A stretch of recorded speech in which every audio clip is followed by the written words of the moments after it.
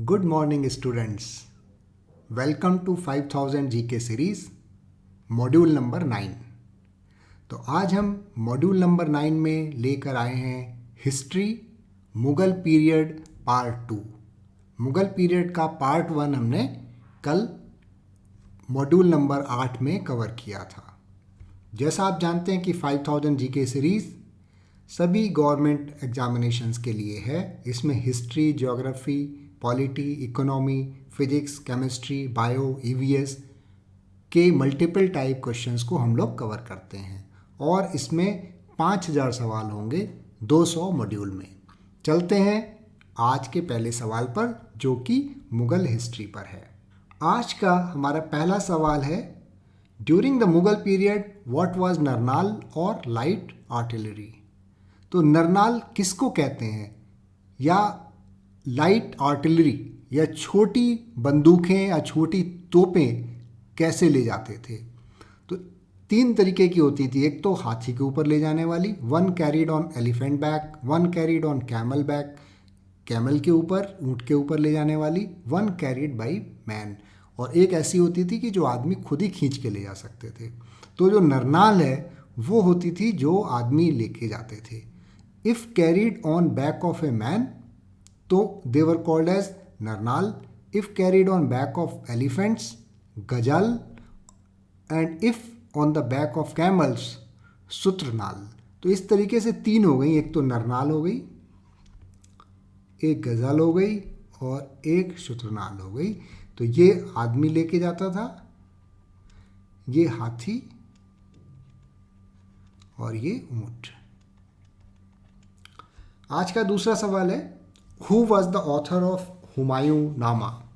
हुमायूं नामा के ऑथर कौन थे। तो हुमायूं नामा गुल बदन बेगम ने लिखा था। Gulbadan Begum was author of Humayun नामा।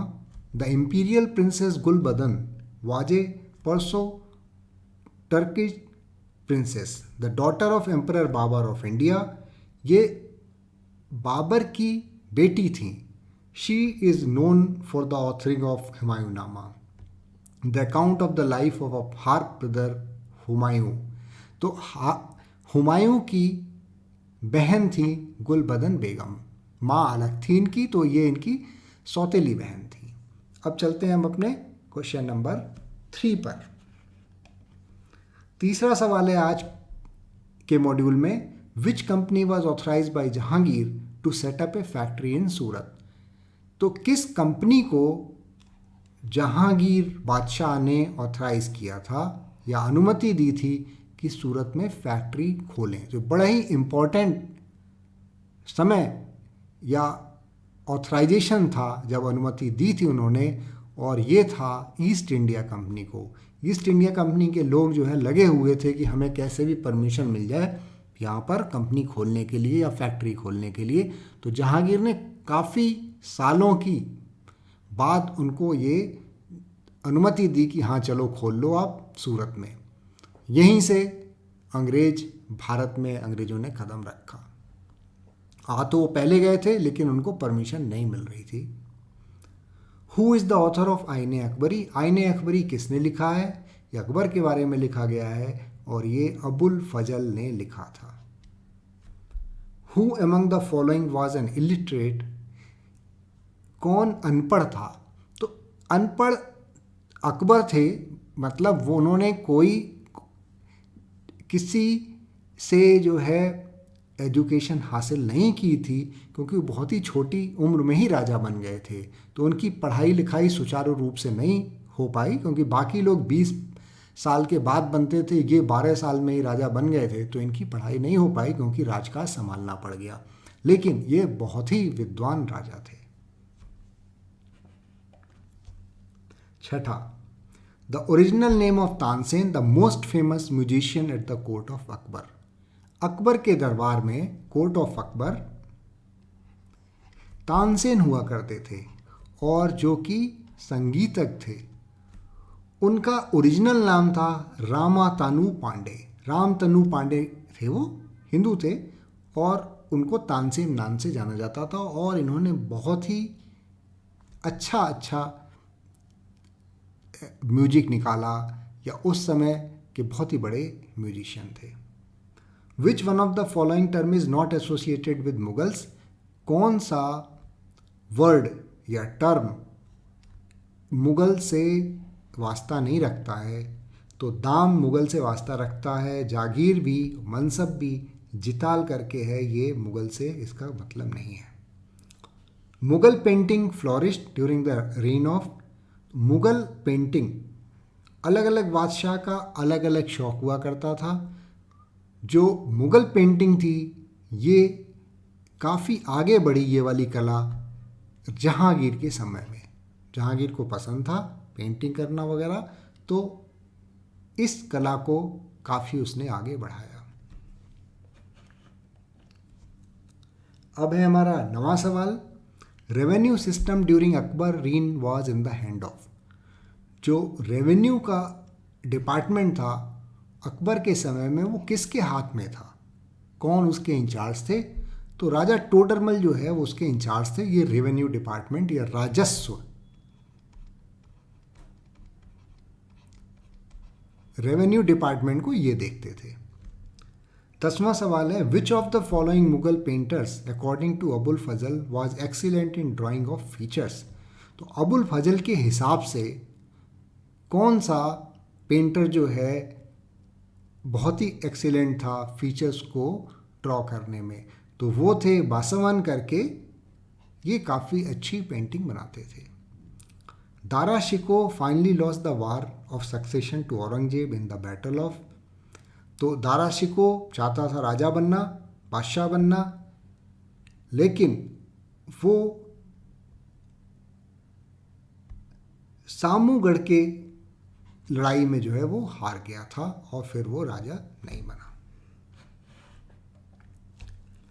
Who among the following Indian rulers were contemporary of Akbar? Akbar के समकालीन कौन सा इंडियन रूलर था, भारतीय रूलर जो भारत में पहले से था? वो थी रानी दुर्गावती।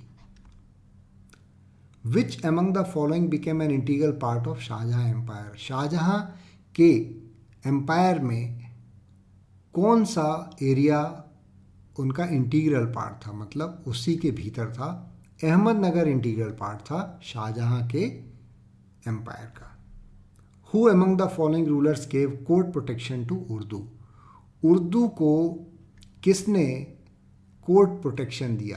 किस रूलर ने या किस बादशाह ने? तो ये दिया था मोहम्मद शाह ने। इन्होंने उर्दू को कोर्ट प्रोटेक्शन दिया था, मतलब उर्दू को बढ़ाने के लिए काफ़ी किया था कि कोई जाकर अगर उर्दू के बारे में कुछ गलत लिखता है या कुछ करता है तो कोर्ट से उसको प्रोटेक्शन मिली हुई थी, वो ऐसा नहीं कर सकता है। 15वां है, which of the following commodities constituted the main items of export? तो कौन सी ऐसी कॉमोडिटी थी जो कि एक्सपोर्ट होती थी मुगल समय में इंडिया से? तो बहुत सारी चीज़ें थी, लेकिन कॉटन और सिल्क का फैब्रिक यहाँ का काफ़ी विख्यात था और ये बहुत दूर दूर तक निर्यात होता था, एक्सपोर्ट होता था। 16th question, which of the following tombs is placed in the centre of the large garden and resembles as a prototype of the Taj Mahal? कौन सा मकबरा टॉम एक बहुत बड़े बगीचे के बीच में है और ताजमहल की तरह लगता है? तो ये जो मकबरा है, हुमायूं का जो मकबरा है, हुमायूंस टॉम जो दिल्ली में है, वो एक बहुत बड़े बगीचे के बीच में है और ये लगता है कि ताजमहल की प्रतिकृति है, मतलब उसी स्टाइल में बनाया गया है, लगता है जैसे ताजमहल की प्रतिकृति है। The largest number of Hindu mansabdars were in the period of? Hindu mansabdar किस मुगल सम्राट के समय में ज़्यादा थे? तो औरंगजेब के समय में हिंदू मनसबदार काफ़ी ज़्यादा थे, सबसे ज़्यादा थे। अब चलते हैं अपने नेक्स्ट क्वेश्चन, क्वेश्चन नंबर 18 पर। इससे पहले मैं बता देता हूँ, जीके 5000 जैसा कि आपको पता होगा स्टूडेंट्स, इसमें 5000 सवाल होंगे और 200 मॉड्यूल बनाएंगे हम एक में 25 सवाल होंगे, तो ये 5000 हो गए। और एक मॉड्यूल में एक ही तरीके की थीम या एक ही सब्जेक्ट कवर होगा, मिक्स नहीं करेंगे। जैसे अगर ये हिस्ट्री पे होगा तो मुग़ल हिस्ट्री पे है तो मुग़ल हिस्ट्री से संबंधित सवाल होंगे, अगर ये विज्ञान पे होगा तो विज्ञान से संबंधित होंगे, खेल पे होगा तो खेल से संबंधित होंगे, और अगर ये पॉलिटी पे हुआ तो पॉलिटी से संबंधित ही होंगे। इसमें मिक्स नहीं करेंगे, तो 25 सवाल एकदम एक ही तरीके के होंगे। Where is Babur's tomb situated? Babur का मकबरा कहाँ पर है? तो बाबर का मकबरा इस समय काबुल में है। बागे बहार गार्डन इसको बोला जाता है, बाग ए बाबर गार्डन। और यहीं पर पहला मुग़ल बादशाह बाबर को दफनाया गया है। जब बाबर 1530 में मरे थे तो उनको सबसे पहले आगरा में दफनाया गया, लेकिन उनकी इच्छा थी कि उनको जो है काबुल में दफनाया जाए।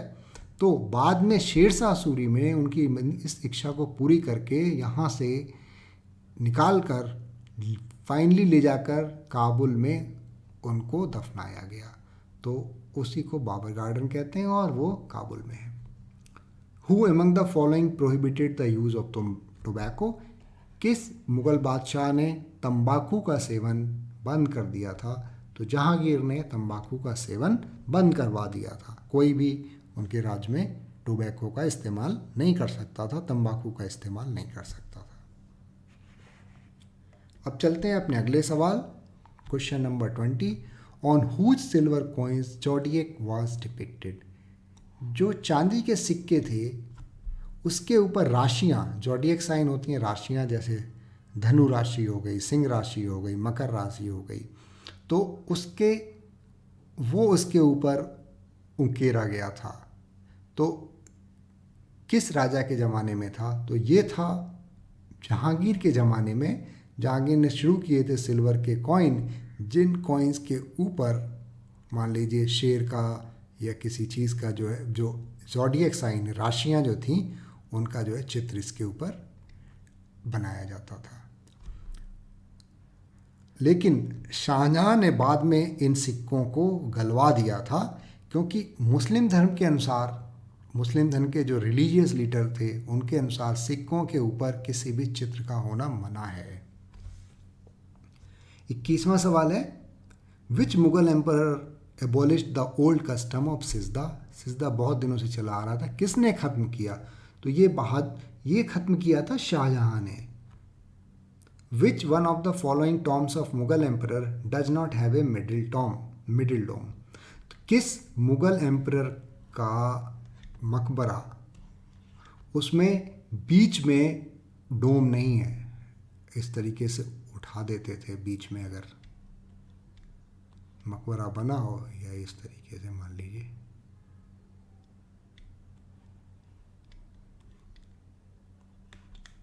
तो किसके में ऐसा नहीं है? तो अकबर के मकबरे में ऐसा नहीं है। अब चलते हैं हम अगले सवाल पे। अगला सवाल है, what was the name of the rectangular silver coin during Akbar reign? Akbar ने भी काफ़ी सिक्के चलाए थे और उसके यहाँ गोल्ड, सिल्वर और कॉपर के कॉइन्स चलते थे। The silver coin during the Mughal rule of Akbar known as rupee was round। जो सिल्वर का सिक्का था वो गोल था, और उसने स्क्वायर सिक्के भी चलवाए थे, जिसकी हम बात कर रहे थे, रेक्टेंगुलर या स्क्वायर, उसको जलाली बोला जाता था। Both Agra and Fatehpur Sikri are bigger than London. Agra और फतेहपुर सीकरी दोनों ही लंदन से बड़े हैं, यह किसने कहा था? तो उस समय राल्फ फिच नाम का एक अंग्रेज आया था, उसने जब देखा, आगरा को देखा, फतेहपुर सीकरी को देखा और वहाँ की व्यवस्था उसने देखी, तो उसकी आंखें फटी रह गईं। उसने जाके बोला वहाँ पे कि आगरा और फतेहपुर सीकरी दोनों ही शहर हमारे लंदन से बहुत बड़े हैं। 25वां सवाल, the greatest painter of birds at Jahangir court. Jahangir के दरबार में चिड़ियों के बड़े पेंटर कौन थे? तो जहांगीर काफ़ी विद्वानों को रखता था, पेंटर्स को रखता था, म्यूजिशियंस को रखता था। तो उस समय एक मंसूर करके थे जो कि चिड़ियों की पेंटिंग बनाया करते थे। तो the greatest painter of birds at Jahangir court was Mansur. His detailed, careful depiction of plants and animals avoided all personal expression and are extremely valuable for their scientific accuracy. बहुत ही एकदम जैसा दिखता है वैसी ही पक्षी और प्लांट्स उनको बना देते थे वो, जो कि अध्ययन के काम भी आते थे। ऐसी फ़ोटो बना देते थे, समझ लीजिए जैसे कैमरे से ली हुई है। तो उनका नाम था मंसूर और वो जहांगीर के दरबार में थे। इस तरीके से हमने आज के 25 सवाल पूरे कर लिए हैं दोस्तों, और आपसे आशा करता हूँ फीडबैक की, कमेंट्स की, और क्या इम्प्रूवमेंट आप चाहते हैं। तो हम जीके के 5000 सवाल धीरे धीरे करके पूरे कर देंगे, और ये सब सवाल अच्छी अच्छी किताबों से छांट छांट कर लिए गए हैं। एनसीईआरटी की बुक है वगैरह वगैरह। और इस 5000 सवालों में होगी history, geography, polity, economy, physics, chemistry, bio, EVS, miscellaneous और भी चीज़ें इन 5000 में होंगी। अगर आपको किसी तरीके के इम्प्रूवमेंट की ज़रूरत हो तो आप बताइए, हम उसको उस तरीके से ही करेंगे। धन्यवाद। और अंत में आपको मैं कहूँगा कि आप सब्सक्राइब करें चैनल को, जिससे कि आपको तुरंत पता लग जाए कि कब मैंने नया वीडियो डाला है। धन्यवाद। Thank you.